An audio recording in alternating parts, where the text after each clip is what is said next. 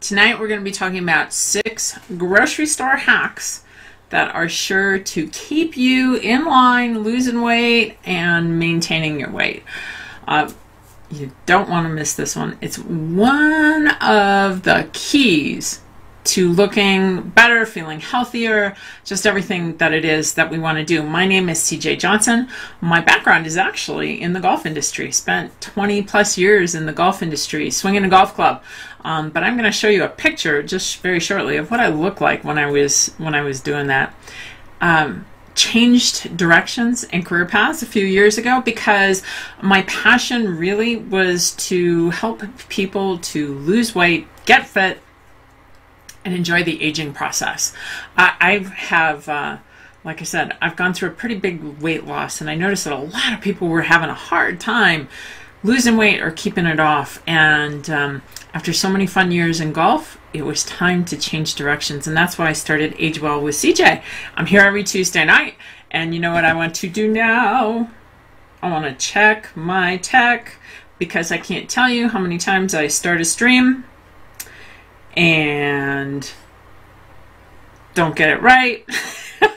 Don't get audio, don't get video. I can see I have audio tonight. I'm hoping to see I have some video. But anyway, so my question for you, while I am checking on my tech, I have a question for you. What do you do? Is there one thing that you do at the grocery store or before you get to the grocery store that helps you to keep the foods that you put into the cart compliant? Put that down below, if you would. Put it down below in the comment section. And if you do have a question, you can always put it inside of the comment section, and I'll be happy to help you. But we're going to go ahead and we're going to get started. Remember, I told you I was going to show you a picture of me. That's me when I was 38 years old. I weighed over 250 pounds, wore a size 20. And life was pretty much out of control. I lost 100 pounds. I've been able to maintain that. In fact, I just turned 55 a couple of weeks ago. Not many people maintain it, and I think there's a lot of reasons that I have been able to do that. And it's not because I'm special or unique, but it's because I've been able to change some behaviors that have been a cornerstone to that. And that's what this live is all about, is helping you to understand some of those behaviors I have changed and how they can help you. So that's what we're going to do tonight, is we're going to be talking about those grocery store hacks to lose weight. When I first started, I didn't cook. To me, cooking was cutting open a bag or opening a box, putting it on a cookie sheet, warming it up, or throwing it in the microwave, and then serving it. Everything I ate was processed food. And whenever you're eating a lot of processed food, I think we all know that processed food is higher in fat and salt and all these things that aren't good for us. I think we know that. So why do we keep eating it? I think it's because a lot of it has to do with convenience. It's there. If we take and we look at the things that we should be doing to eliminate some of those, we can make some more mindful decisions. And making healthy food as convenient as processed food is a step in the right direction. And that's what we're going to talk about tonight, are those 6 hacks. So let's start with, what is clean eating or eating less processed food? So it's just simply selecting and eating foods that are in a more natural state when you're consuming them. So think apple instead of applesauce. That's what we're striving for. These hacks are going to help you when you go to the grocery store to get more apples in the cart and rely just a little bit less on the applesauce. So if that sounds good to you, give me a little thumbs up. Hey Chris, how are you this evening? I see that John is here as well. How are you guys? So give me a couple of little thumbs up there, and we're going to go ahead and get started. So here's those 6 grocery store hacks. So the very first thing is plan out a weekly calendar. That's number 1. Pre-planning goes a long way. So if you do just a little bit of work, 10 minutes worth of work for your whole entire week, before you go to the grocery store, you will end up making more healthy and mindful choices. Take something that looks like this and plan out your whole week. When you're working, block it out. When you're taking the kids somewhere, block it out. When you have plans with your friends or with your husband or your wife, block it out. Block it out so you know where you have your commitments. That allows you to look and see, when do you have to make meal choices on the go? When are you eating out? And when are you eating in? If you can take a look at your whole entire calendar for the week, you have a better chance of making healthy choices, because now you can sit there and say, okay, I need to have 4 meals for this week, and I have to have those 4 meals at home. We'll talk about eating out on another night. We're going to talk about the meals that you make at home. So I have to have 4 meals for eating at home. Then what you want to do is, once you've taken a look at that, you want to take that pre-planning just one step further and decide what it is that you're going to cook. And remember this, you don't have to cook nightly. You could make a few dishes early in the week and do leftovers for the rest of the week. Like a batch of soup goes a long way. So if you're eating at home 4 times, maybe you only need 2. Or maybe you need 2 home-cooked meals, and perhaps you're going to do a meal service, a delivery service, have it delivered to you. If it's large enough, you can eat a portion of that meal and save a portion of the meal for the next day. But the very first thing is to sit down, pre-plan, when are you going to be eating at home, and what are you going to have? What are the things you're going to eat? Then the second thing that you want to do when you get into that is you want to sit down and you want to make a grocery list. Don't go to the grocery store without a list. You can either handwrite it like this person, or I'm going to put some links in the show notes down below. I found some nice templates, blank documents that you can just check off the products you need. If you shop at the same store regularly, you might want to check out their app. I shop at O'Reilly's. It's the only store we have in my small town. I shop at O'Reilly's. They have an app where I can look up recipes online, and I can actually have the ingredients put right into a shopping list for me. Does that sound pretty convenient? Give it a thumbs up if it does. It's very convenient. So there's a lot of apps that can take the work out of it. But at the very least, grab a piece of paper and a pen, look at those recipes, decide what it is that you need to purchase, and then go ahead and write everything down on to that list.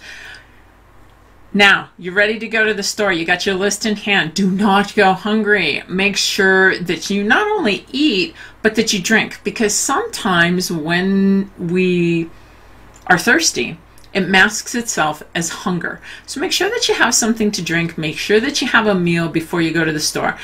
I don't know about you, but if I go to the store and I'm hungry, there's going to be a lot of things that show up in my cart that aren't necessarily going to get in there if I'm not hungry, okay? So make sure you eat before you go to the grocery store. So list in hand, tummy is full, and now you get to the grocery store, and what I want you to think about is shopping on the outskirts. If you do any grocery shopping, think about the store layout in your mind. So think about your favorite grocery store, where you shop the most often, that sort of thing. And think about the layout in mind. And normally, again, they're square. When we walk in, either in one direction or the other, we're going to find the fresh fruits and vegetables. Might be to our right, might be to our left. Then as we walk around, we probably find maybe some cheeses, perhaps the meat counter, then dairy foods, then our coolers with our milks and things like that. And then probably on the outskirts, we also find a deli. So look at the periphery, because that's where you really want to spend the most of your time. That's where the healthiest foods are. The processed and the packaged foods are in the center of the store. Even if it's a healthy packaged food, if there is a version that you can get that's not, you still want to go with the version that's not. Healthy processed food is still processed food. My example there would be, let's just say, veggie burgers. You're better off making veggie burgers at home from a homemade recipe, and there's tons of them out there, than you are getting the frozen veggie burgers. Those are still processed. Healthier version, yes, Not as healthy as a homemade veggie burger. So now we got 4 things. We only need 2 more. Can you do that? Give me a little thumbs up. Can you go around the outside of the store? Make sure you fill those carts with lots of fruits and vegetables. And one of the things I like to do is I like to put them at the bottom of the cart. That way I don't put crap on top of them. Otherwise I'll squish them. So it's another trick that keeps me out of the center aisles on the grocery store, in the grocery store. Now, it's not conceivable that you're not going to go into a store and you're not going to get some processed food. So here's a tip for when you're buying processed food is I want you to start reading the labels. Look at the label on that food. And there's a couple of things that you're going to look at. First of all, look at the serving size, and in a couple weeks we're going to talk more in depth about actually reading a label. But a couple things to look for is look, number 1, at the serving size. How many servings are in that particular package? Because many times we just simply look at the calories. We don't look at the serving size. And maybe it says 300 calories and you think, oh, that's not much for 300 calories. But then you notice later on that it's 3 servings and they're each 300 calories. Ooh, wow. That's a lot different, isn't it? So make sure that you look at the serving size. Then a couple other things that you want to start to look for are, look for the fat. How much fat is in it? How many carbs are in it? Those are your sugars. And how much sodium is in it. Traditionally, processed food is high in fat, carbohydrates, and sodium. So you want something really generally that's less than 10%. You'll see percentage numbers. You'll try and stick to things that are really less than 10% of your daily calories, between 10 and 20% of your daily consumption. So start reading the labels. Okay, just getting familiar with it. Now, the more important part to read on the label than necessarily start getting familiar with those things. I want you to read down just a little bit further, because the number 6 is, I call this my rule of 6. So number 6 is 6. The rule of 6. If there are more than 6 ingredients in that processed food, look for something else. So below the label, you're going to see the list of ingredients. Remember, when you're reading a label, those ingredients are put in order, in the order from most to least. So in this example, it says whole wheat and wheat flour, right? Those 2 ingredients